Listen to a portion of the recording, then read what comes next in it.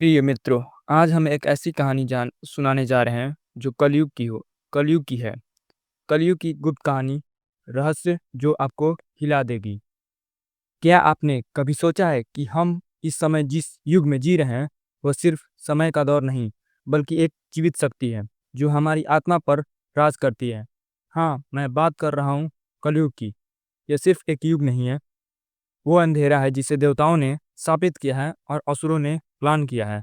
और इसका अंत हजारों साल पहले भविष्यवाणी में लिख दिया गया। की यात्रा में आप सुनेंगे कलयुग का जन्म कैसे हुआ, कौन सी गुप्त भविष्यवाणी छुपाई गई, वह रहस्यमयी गांव जहां समय रुक गया, आधुनिक युग के संकेत, और आखिरी में वह पल जब कल की अवतार आएंगे।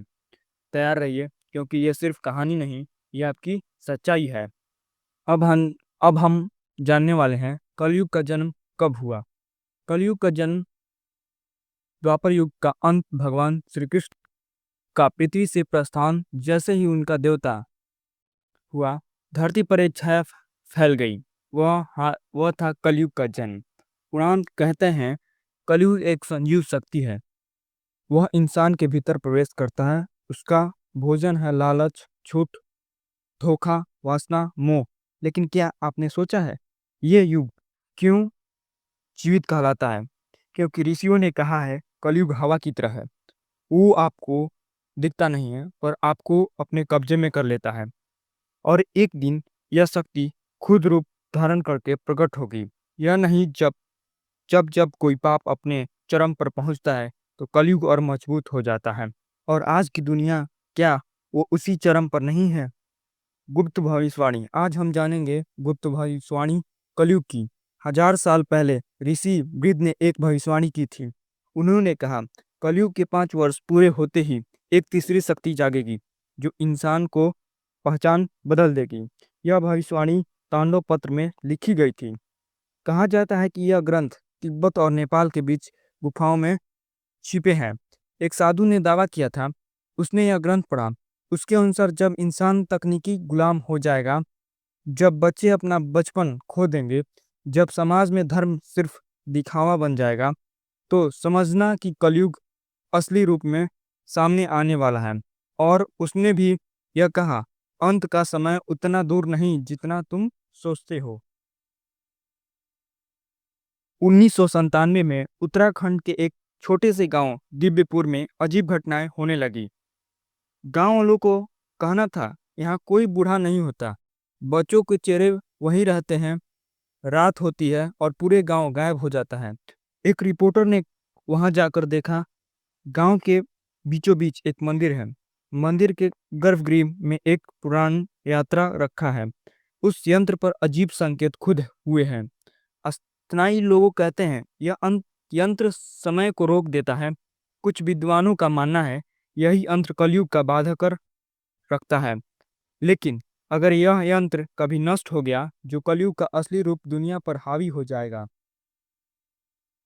आज आप जो देख रहे हैं यही है कलयुग। लोग नकली चेहरों के पीछे जी रहे हैं। सोशल मीडिया ने एक इंसान को इंसान से अलग कर दिया है। हर कोई दौड़ रहा है, पर कहाँ? पैसा, नाम, दिखावा, यही पूजा बन गई है। पुराण कहते हैं कलयुग का असली हथियार तकनीक होगी। आज एआई, वीआर, डिजिटल्स, यह सब इंसानों को उसकी असली पहचान से दूर कर रहे हैं। कलयुग अब सिर्फ मन में नहीं, यह आपकी स्क्रीन में है। वो आपको देखता है, वो आपको सुनता है, वो आपको विचारों को मरोड़ता है।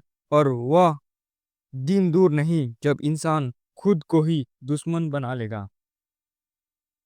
पर शास्त्रों में समाधान भी लिखा है। भगवान पुराण कहता है जब पाप अपने चरम पर पहुंचेंगे, तब विष्णु स्वयं कल की रूप में अवतारित होंगे। वो आएंगे, एक सफेद घोड़े पर सवार होकर आएंगे। उनके साथ उनके हाथ में तलवार होगी जो समय को काट सकती है, लेकिन वह युद्ध किसी देश से नहीं करेंगे। वो युद्ध होगा हमारे भीतर के कलयुग से। कहा जाता है कि कल्कि पहले ही जन्म ले चुके हैं। दक्षिण भारत के एक गांव में 1999 में एक बालक का जन्म हुआ था। उसके जन्म के समय आकाश में दिव्य प्रकाश फैला। लोग कहते हैं वह बालक अब तपस्या कर रहा है और सही समय आने पर प्रकट होगा। वो तो क्या आप तैयार हैं उस दिन के लिए? क्या आप सोचते हैं कि यह सिर्फ कहानी है या शायद नहीं? क्योंकि अगली बार जब आप आईना में देखेंगे, शायद आप खुद को ना पहचान पाएँ, क्योंकि कलयुग आपके ही अंदर है। और याद रखिए, हर अंत एक नई शुरुआत है और ये शुरुआत होगी कल की अवतार के साथ।